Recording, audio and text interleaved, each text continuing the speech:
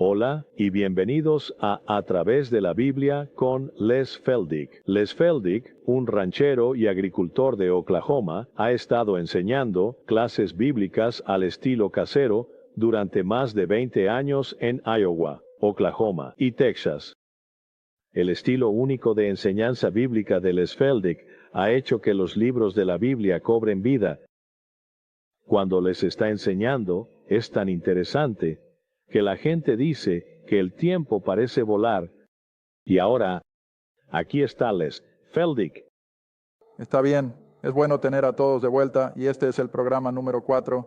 Así que, de nuevo, como expliqué la última vez, estamos en el libro 38. Estamos en el último conjunto de 4 programas y este es el último programa de los 4. Así que tal vez puedas aprender nuestra fórmula. Y para aquellos de ustedes que están en la televisión, si quieren escribir sobre un programa en particular, solo usen esos números. Desearía que lo hubiéramos hecho desde el primer día. Sabes, como he dicho, incluso en el programa, cuando Iris y yo comenzamos esto, éramos tan ignorantes, simplemente no sabíamos nada sobre la televisión y lo poco que hemos aprendido, hemos tenido que aprenderlo por experiencia. Así que espero que hayamos avanzado un poco. Pero de todos modos, todos nuestros programas pasados están disponibles. Siempre nos gusta que eso se sepa en las grabaciones de video y audio, así como en los pequeños folletos impresos. Y si estás interesado en alguno de ese material, escríbenos, te haremos llegar la información. De nuevo, siempre nos gusta que se sepa que no estamos asociados con ninguna denominación.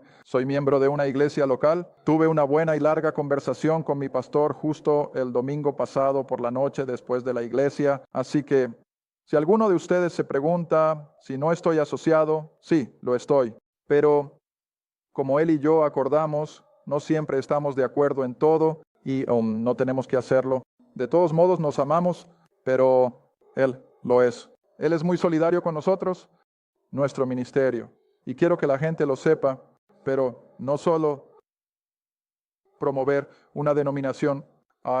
Sostengo que este es un libro para todos.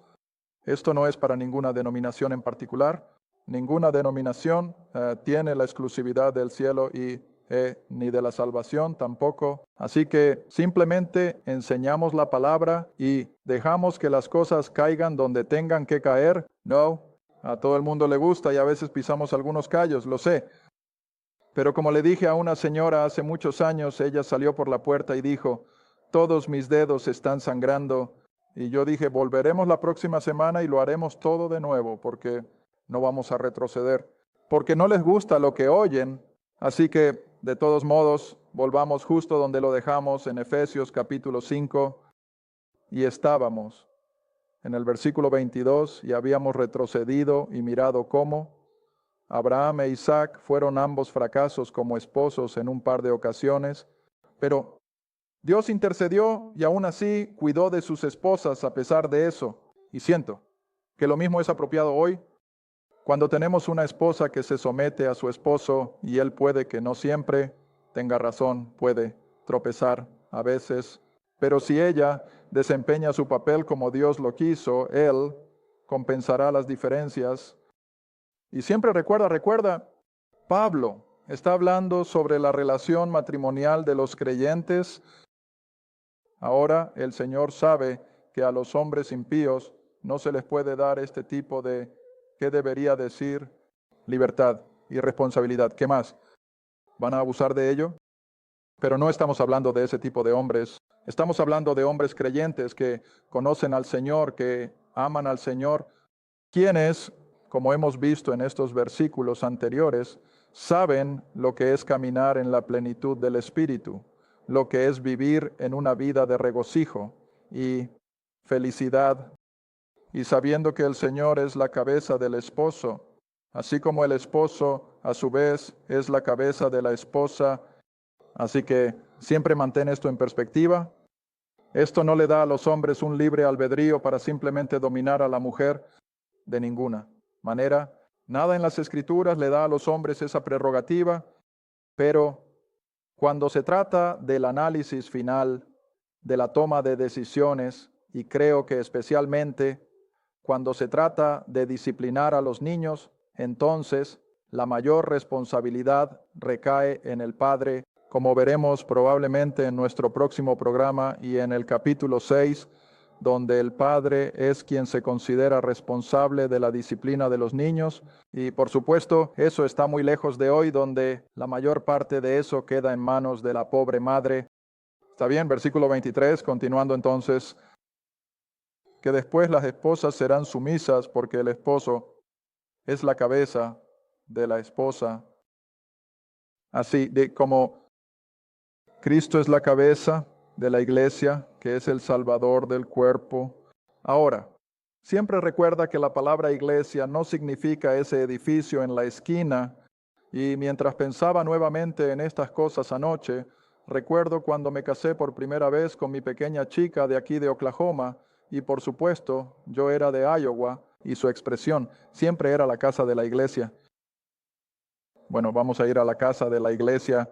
Así que si sí, todos están asintiendo con la cabeza, bueno, verás, en el norte, y supongo que para la mayoría de la gente hoy en día, ese es un término casi desconocido, la casa de la iglesia. Solía estar encima de ella y le dije, ahora, ¿de dónde sacas eso? Bueno, ella dijo, así es como es. Nunca había oído hablar de algo así.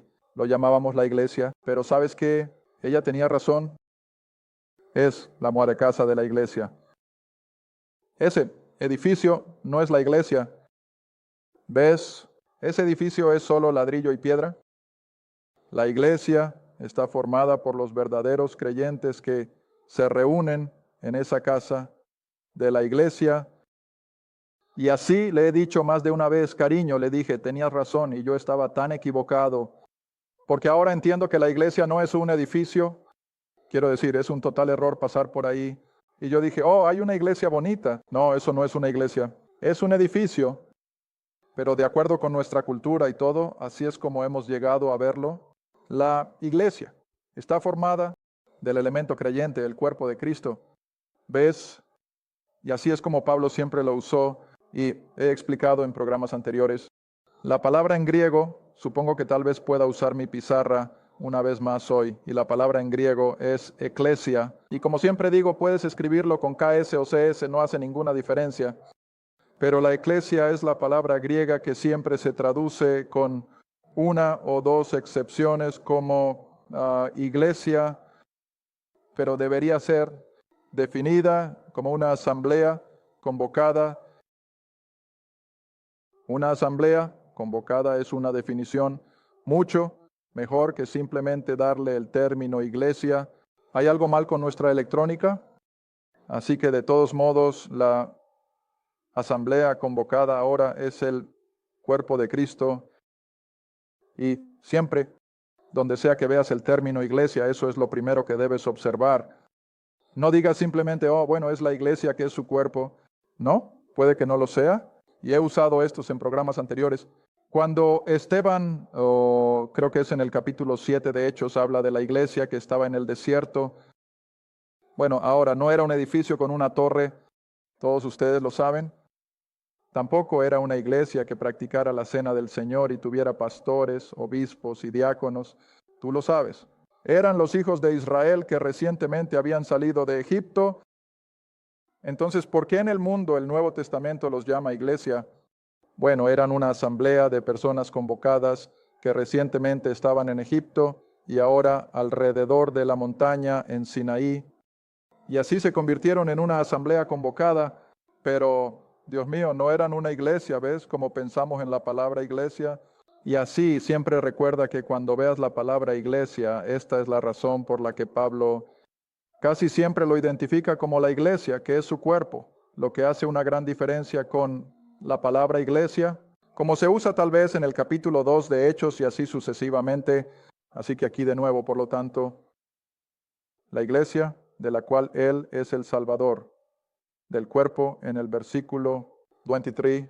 Así que ahora entonces el versículo 24, como la iglesia, el cuerpo de Cristo, este conjunto de creyentes alrededor del mundo que conforma el verdadero cuerpo de Cristo, ya sea que seamos metodistas, católicos o luteranos, eso es irrelevante.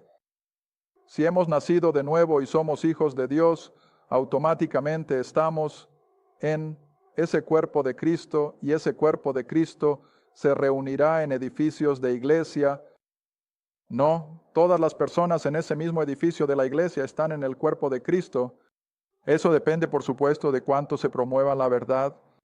Pero sea como sea, el cuerpo de Cristo es la verdadera iglesia. Y es simplemente un grupo de personas que se reúnen en un edificio particular de vez en cuando, al que llamamos entonces el edificio de la iglesia o la casa de la iglesia. Pero sea, como este cuerpo de Cristo, este consorcio de personas nacidas de nuevo, está sujeto a Cristo. Así que, de la misma manera, ahora, entonces, que las esposas estén sujetas a quien, a su propio esposo. ¿Ves la analogía? Ahora, Dios mío, Cristo nunca ha intimidado a un miembro del cuerpo de Cristo, ¿verdad? No. Cristo nunca ha hecho la vida miserable para un miembro del cuerpo. Cristo nunca ha hecho demandas injustas al cuerpo. Tampoco debería un esposo hacer eso a su esposa. ¿Ves la analogía? Está bien, ahora, para que menos personas piensen, bueno, simplemente Pablo, vamos a uno, Pedro. Y asombroso como pueda parecer, Pedro usa casi el mismo tipo de lenguaje en lo que respecta a esta relación marital. Y 1 Pedro, capítulo 3, Dios mío, es un lenguaje casi idéntico. Y sin embargo, estos son dos apóstoles totalmente diferentes en su forma de ver las cosas. Pero cuando se trata de esta relación matrimonial bajo Dios, pueden usar el mismo lenguaje. 1 Pedro 3, versículo 1. Asimismo, ustedes, esposas, ¿en qué sujeción? O puedo escuchar a las feministas, puedo escuchar a la gente de la enmienda de igualdad de derechos. Oh, vaya, no les gusta esto. Pero este es el formato de Dios, ¿ves? Ustedes, esposas, estén en sujeción a sus propios maridos. Y ahora, por supuesto, la admonición es para una esposa con un esposo incrédulo. Y así, bajo esas circunstancias, él dice que si alguno, es decir, los maridos, no obedecen la palabra, son incrédulos, que también puedan, sin la palabra, ser ganados por la conversación o la manera de vivir o el estilo de vida de la esposa. Vaya, es una afirmación bastante fuerte, ¿no? ¿Y sabes lo que está diciendo Pedro? Escuchen, esposas creyentes, no le prediquen a su esposo, no trates de arrastrarlo a la iglesia en contra de su voluntad, no lo acoses para que lea el libro. Pero, ¿qué haces? Practicas la vida cristiana. Así que no puede evitar sentirse asombrado por el ejemplo de cristianismo que realmente es esa esposa. Y cuando esa esposa actúa bajo esos auspicios, dándose cuenta de que lo está haciendo con la ayuda de Dios y que su deseo total es que él llegue a conocer la salvación, Dios lo va a honrar. Ahora puede tardar más o menos dependiendo de los casos, pero tarde o temprano Dios va a honrar el testimonio de esa esposa. Lo he visto suceder. Iris sabe exactamente cuál es el primero en el que pensaría, y ya lo he ensayado en un programa anteriormente, pero fue uno de los más extremos, y sin embargo, en cuestión de meses, ese tipo, altamente educado, con un ingreso tremendo, y sin embargo, debido a esa vida cristiana de la esposa, de repente se dio cuenta de lo reprobado que realmente era. Y él mismo nos lo dirá, nos lo dijo en su momento. Dijo, simplemente caí de rodillas en mi oficina y dije, Dios, soy un pecador, quiero la salvación que tiene mi esposa. Y se convirtió en un verdadero trofeo de la gracia de Dios, se volvió activo en una iglesia local y continuó desde allí. Está bien, pero ahora sigamos leyendo. Versículo 2, y este es Pedro ahora. Este no es Pablo. Y Pedro dice, mientras ellos, el esposo no salvo, mientras ellos contemplan su conducta casta o su conversación pura o su manera de vivir acompañado de miedo. Ahora, ese no es el tipo de miedo que pensamos, bueno, estoy muerto de miedo. No, este es un miedo de respeto y reverencia. Ahora, en el versículo 3, aquí es como la esposa debe tener un impacto en ese esposo, no salvo quien está adornando cuya belleza, que no sea la belleza exterior de la adornación o el arreglo del cabello, ni el uso de oro o el ponerse ropa. Ahora escuchen, aquí es donde algunos grupos han sacado las escrituras completamente de contexto y dicen que no puedes arreglarte el cabello, que no puedes lucir decente, ¿no? Puedes usar joyas. Eso no es lo que dice este versículo. Todo lo que dice este versículo es que si la mujer va a hacer un llamado a la condición perdida del hombre, en lugar de intentar hacerlo con su atracción exterior, hágalo con lo interior. Y eso es lo que dice en el siguiente versículo, versículo 4, que sea, en lugar de una belleza exterior, de ropa hermosa y de un peinado bonito. Y no hay nada de malo en eso en sí mismo, pero ese no es el enfoque. Pero que sea el hombre oculto, en realidad debería ser mujer, que sea la mujer oculta del qué. El corazón, ¿ves? Que su experiencia de salvación sea literalmente como una fuente. Ten un impacto en ese chico que está perdido allá afuera. ¿Está bien? Así que sea la mujer oculta del corazón en aquello que no es corruptible. Ahora, ¿de qué estamos hablando? En el ámbito del espíritu, ¿ves?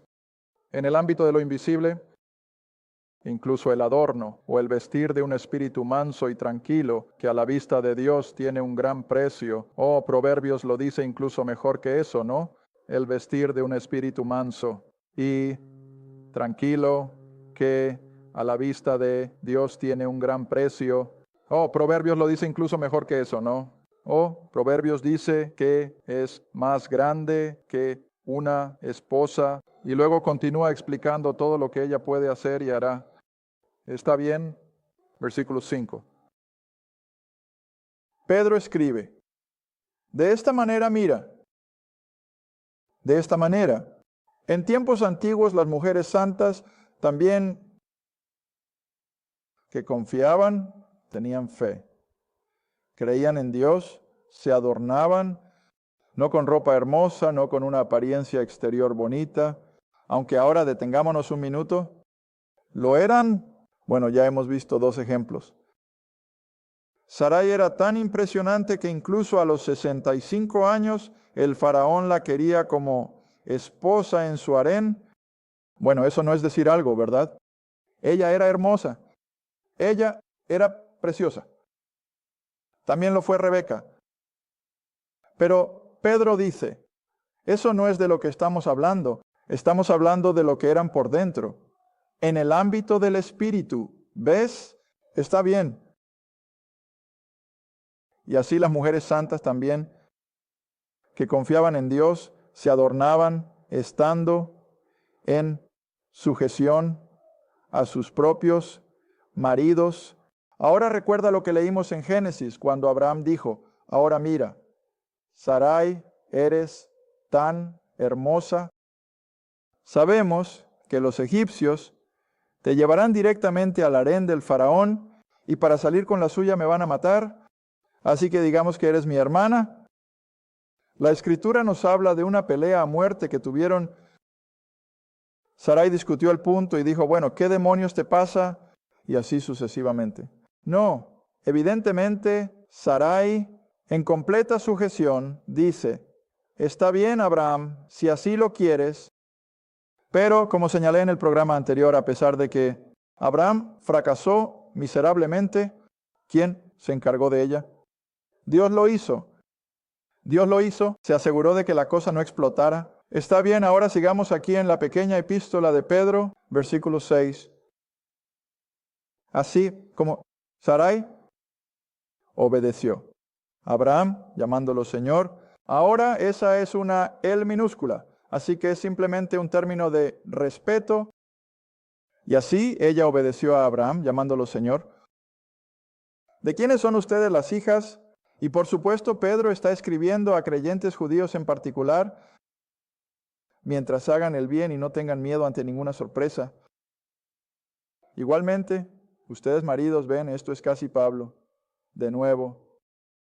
Igualmente, ustedes maridos, hablen con ellas conforme al conocimiento, dando honor a la esposa como a ¿qué tipo de vaso? El vaso más débil. No un vaso igual, sino el más débil. ¿Ves? Pero, escucha. Porque la esposa que tiene un esposo que se comporta como el Señor trata a la iglesia, no tiene que tener miedo de admitir que es el vaso más débil. Ella es la más envidiada. ¿Ves? ¿Está bien? Siguiendo en el versículo 7, y siendo herederos juntos de la gracia de la vida, para que vuestras oraciones no sean estorbadas. Finalmente, sed de un mismo sentir, teniendo compasión unos de otros. Amaos como hermanos. ¿Ves? Ahora, por supuesto, esto continúa y se extiende más allá del hogar, pero sigue siendo muy aplicable a la relación entre marido y mujer. Ahora sí regresan a los Efesios. De nuevo, el capítulo 5. Y así Pablo y Pedro están de acuerdo. Naturalmente, está inspirado por el Espíritu Santo que la esposa debe ser sumisa al esposo, pero el esposo debe. Ahora, versículo 25. Esposos, amén, a sus esposas. ¿Qué es eso? ¿Ese es un mandamiento? Ese es un mandamiento. Mucha gente piensa que los únicos mandamientos en las Escrituras son los 10. Oh, no, las Escrituras están llenas de mandamientos. Pablo tiene todo tipo de ellos. Ahora no están bajo el mismo escenario que los 10, pero siguen siendo advertencias scripturales. En otro lugar él dice que, ora sin César. En otro lugar él dice, resiste al diablo. Esos son mandamientos, pero este mandamiento dice que esposos, amén, a sus esposas, ese es un mandamiento. Y cada vez que nos volvemos menos amorosos, creo que cada hombre aquí que es esposo, incluido yo mismo, tenemos que decir de inmediato, ahora, un momento, el mandamiento de Dios es amarla. Ya sea que pienses que tienes razones para no hacerlo o no, tu mandato es que la ames. Porque después de todo, esa es la razón por la que te la dio. Ahora, siempre señalo esto, y esto es para el desagrado de los hombres, y esto es para el beneficio de ustedes. Mujeres, se manda a los hombres amar a la esposa. A la esposa nunca se le manda amar al esposo. Ahora, eso significa que ella es libre de simplemente irse y dejarlo. No, ¿sabes lo que eso significa? Que Dios ha construido así en la creación. Dios ha creado así a la hembra de la especie, que si ella, y asumo que es normal si tiene un esposo que la ama, tanto como Cristo amó a la iglesia, ella automáticamente va a amar a ese hombre y no tiene que ser instruida sobre cómo hacerlo. Ahora solo piensa en eso, que cuando la mujer es extendida, el tipo de amor que Cristo dio al mundo, podrías decir, pero especialmente a la iglesia, y el esposo extiende ese tipo de amor a su esposa, ella no podrá evitar amarlo a cambio, porque así es como Dios la creó. Ahora ves todo esto, por supuesto, regresa al jardín. Ahora volvamos allí un minuto. Esto probablemente me impedirá terminar donde incluso yo quería ir en este capítulo de Efesios, pero volvamos hasta Génesis.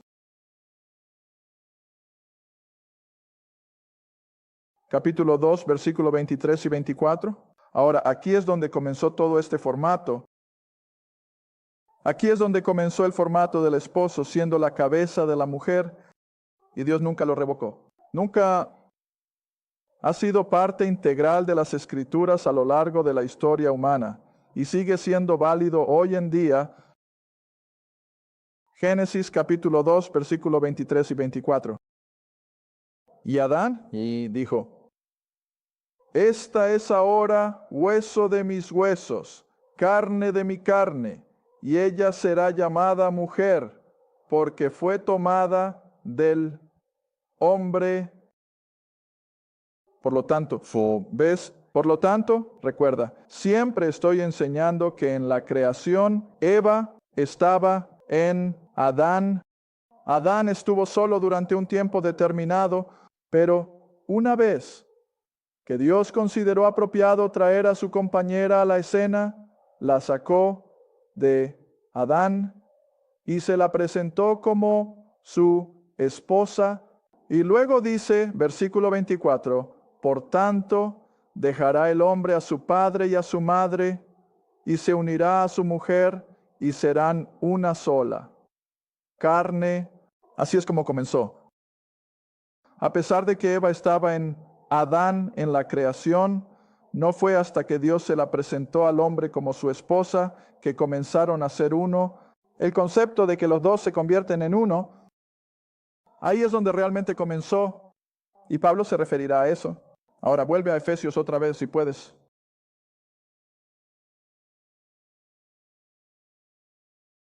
Y así, después del mandato a los maridos de amar a sus esposas, como Cristo amó a la iglesia, y luego el versículo 26, que Él podría santificar y limpiar con el lavado de agua por la palabra.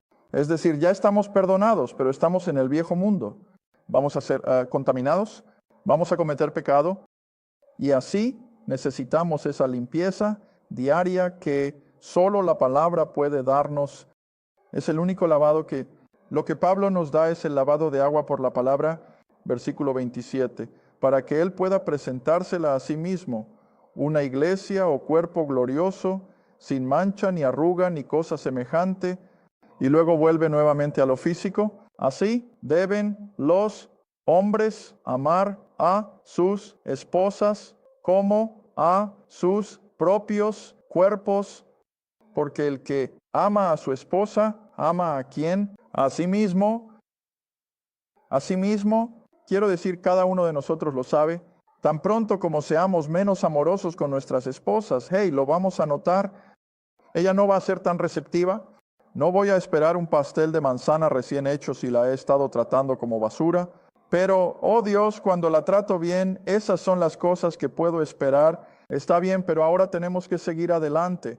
Versículo 29, porque nunca nadie aborreció su propia carne, sino que la alimenta y la cuida. Y de nuevo la comparación es, así como el Señor ama y cuida a la iglesia, versículo 30, porque así como la mujer se convierte en parte del hombre en la relación matrimonial, también nosotros nos convertimos en parte de Cristo.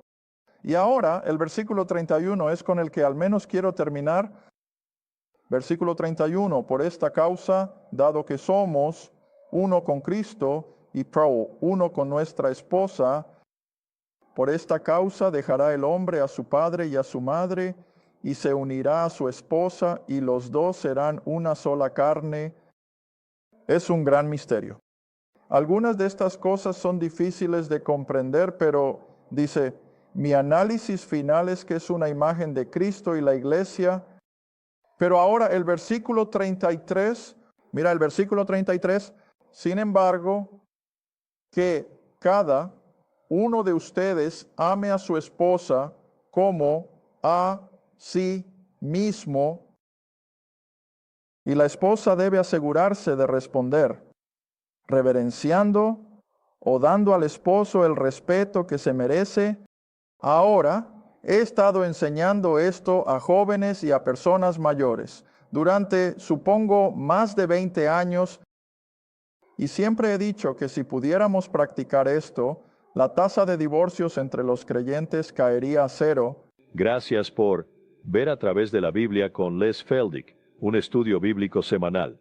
Si deseas más información sobre los ministerios Les Feldick, un estudio bíblico en tu área, o sobre este programa, escribe a Les Feldick Ministries, Ruta 1, Caja 760, Quinta, Oklahoma, 74552. Esa es la Ruta 1, Caja 760, Ciudad de México, CDMX. A través de la Biblia con Les Feldick es apoyado por los espectadores y tu donación es apreciada. Gracias, y asegúrate de sintonizar la próxima vez para A través de la Biblia con Les Feldick.